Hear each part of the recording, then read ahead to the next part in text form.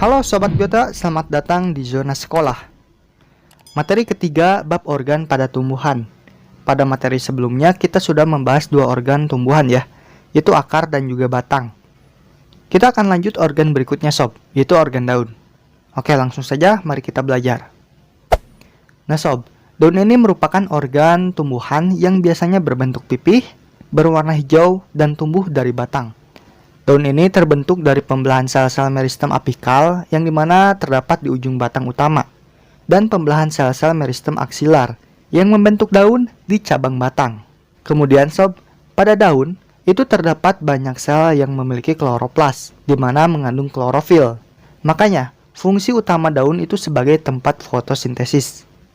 Tetapi selain itu, daun juga berperan dalam proses transpirasi atau penguapan air Sob, karena ia memiliki stomata. Kemudian, untuk beberapa tumbuhan, fungsi daun itu agak sedikit berbeda. Yang pertama, ada yang berfungsi untuk menyimpan air seperti pada lidah buaya. Kemudian, ada juga yang bisa sebagai pelindung. Contohnya kaktus, yang dimana daunnya itu termodifikasi menjadi duri. Terus ada juga yang bisa sebagai perangkap hewan kecil. Contohnya seperti kantong semar, Sob. Di sini kelihatan ya, bentuk daunnya itu termodifikasi seperti kantung, yang dimana berfungsi untuk memerangkap serangga kecil seperti lalat. Nah, jadi itu ya, daun dan juga fungsinya. Sekarang mari kita lihat bagian-bagian pada daun ini Sob. Nah, perhatikan kedua daun ini. Ada daun jambu dan juga daun jagung. Nah, kalau kita lihat lebih dekat, bagian-bagian daun ini itu terdiri dari helai daun, tulang daun, dan beberapa daun. Ada yang memiliki tangkai daun seperti daun jambu, atau ada yang memiliki pelepah daun seperti pada jagung. Oke, kita akan bahas satu persatu, mulai dari helai daun. Helai daun, atau disebut juga dengan lamina. Ini merupakan bagian daun yang banyak mengandung klorofil, dengan permukaan yang luas. Nah, permukaan yang luas ini itu bertujuan untuk memaksimalkan penyerapan sinar matahari saat proses fotosintesis Sob. Selanjutnya, tulang daun. Tulang daun itu letaknya di helai daun atau lamina. Tulang daun ini berisi kompleks jaringan pengangkut, yang dimana berfungsi untuk transportasi air dan juga nutrisi. Susunan tulang daun ini itu bermacam-macam. Untuk tanaman dikotil itu ada yang susunannya menyirip seperti tulang ikan, terus ada juga yang menjari seperti daun pepaya ini. Sedangkan pada tanaman monokotil, tulang daunnya itu ada yang sejajar seperti daun jagung dan juga ada yang melengkung seperti daun eceng gondok. Bagian daun selanjutnya adalah tangkai daun atau petiolus. Nah, kalau pada gambar ini, tangkai daunnya itu yang ini ya.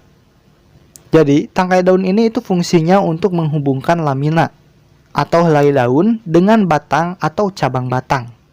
Nah, ingat ya, tidak semua daun itu memiliki petiole ini atau tangkai daun ini.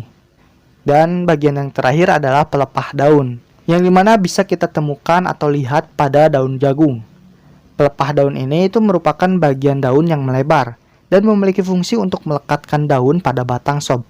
Dan ingat juga ya, tidak semua daun itu memiliki pelepah daun ini Sob. Nah, jadi itu ya, bagian-bagian dari daun. Sekarang kita lihat daun lebih dalam lagi, yaitu struktur daunnya. Untuk melihat struktur daun, kita harus melihat penampang melintarnya. Jadi kalau kita potong dan perbesar, strukturnya itu seperti ini Sob. Itu terdiri dari kutikula, stomata, epidermis, mesopil, berkas pengangkut, dan selubung pembuluh. Nah, kita akan bahas satu persatu. Tetapi sebelum kita melanjutkan, Biologi TV merupakan channel edukasi dan memiliki beberapa subkonten, salah satunya zona binatang dan akuatik. Mohon bantu channel ini untuk berkembang dengan cara like video ini, serta like komentar yang saya sematkan. Dan bagi Sobat Biota yang belum subscribe, tolong bantu subscribe untuk terus mendapatkan informasi mengenai ilmu-ilmu biologi. Semoga dengan membantu channel ini berkembang, Sobat Biota dapat ikut mendapatkan kebaikannya. Jadi, untuk yang telah membantu, saya ucapkan terima kasih. Oke, struktur daun. Kita mulai bahas dari lapisan kutikula. Lapisan kutikula ini merupakan lapisan lilin yang bersifat kedap air.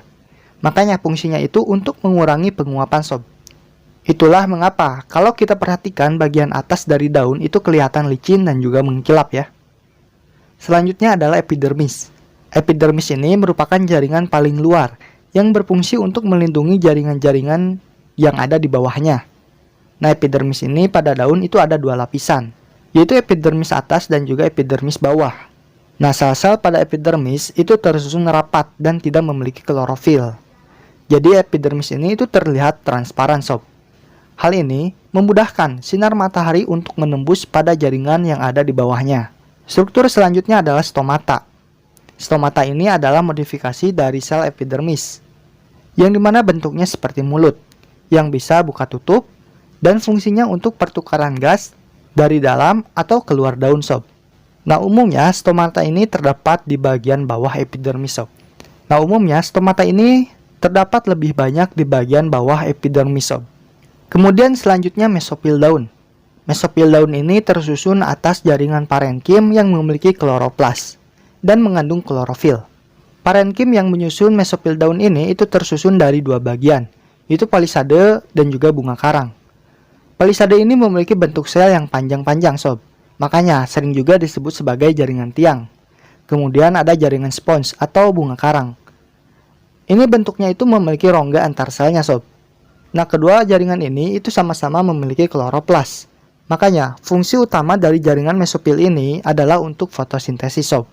Cuma bedanya, karena jaringan spons itu memiliki rongga, rongganya itu bisa dipakai untuk transportasi gas sob. Nah, perlu diketahui juga nih, yang memiliki jaringan palisade ini hanya daun dikotil saja sob. Jadi, daun monokotil itu mesopilnya itu hanya tersusun atas bunga karang saja. Baik, struktur selanjutnya adalah berkas pengangkut. Berkas pengangkut pada daun itu merupakan perpanjangan berkas pengangkut yang ada di batang. Di dalam berkas pengangkut, itu terdiri dari xilem yang memiliki sel besar dan dinding selnya itu tebal. Fungsinya untuk transportasi air. Terus ada juga floem yang terdapat di bagian bawah. Nah, ukuran selnya itu cenderung lebih kecil dan dinding selnya juga itu tidak terlalu tebal. Fungsinya untuk transportasi hasil fotosintesis sob. Selanjutnya struktur daun yang terakhir yaitu selubung pembuluh. Ini merupakan jaringan parenkim yang mengelilingi berkas pengangkut. Nah, sel-sel itu tersusun rapat dan biasanya ukurannya itu besar-besar sob.